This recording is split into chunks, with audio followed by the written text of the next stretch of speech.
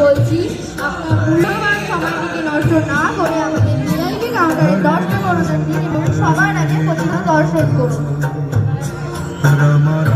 আপনারা সিঁড়িতে উঠছেন তাদের উদ্দেশ্যে বলছি আপনারা অতি সাবধানে সিঁড়িতে উঠুন।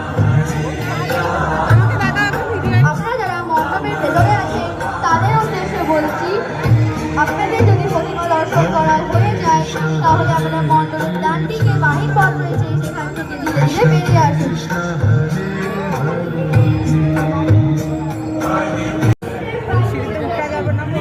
দেখে নামবে।